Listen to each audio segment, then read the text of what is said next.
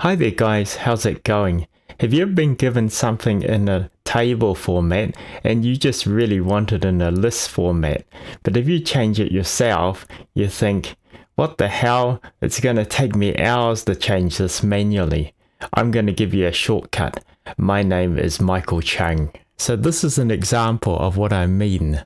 So what we have here is a list of customers going down the page, and going across the page is the dates. And for each day, you can see how much sales of units for each customer. So you can see on the 1st of June, customer 1 purchased 10 units.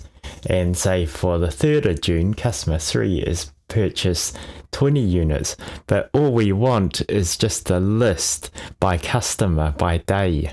So we don't actually want this kind of table format.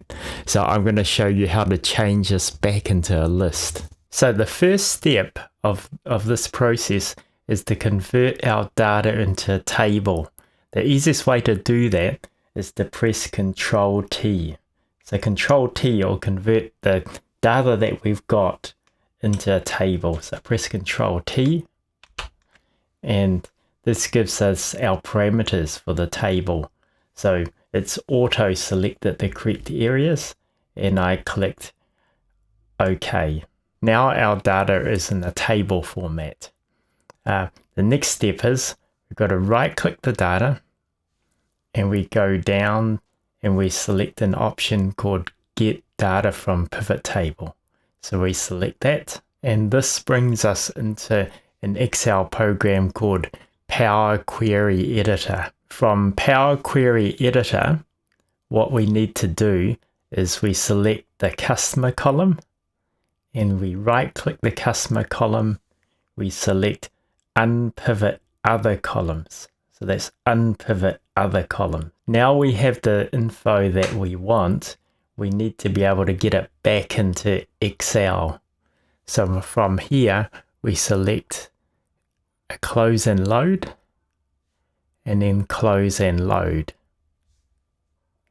So now it's back into Excel. It's in like a table format. So easy way to get that out of a table format is to just highlight the table and then right click, copy. And right next to it, we could just right click, paste special values. Okay, and now we can delete the table, close the Power Query options, make our columns the right thickness. Oops, that one could be a bit wider. And there we have it. So we've got it in a list format. So each customer has a separate row per day and has the sales units right next to it.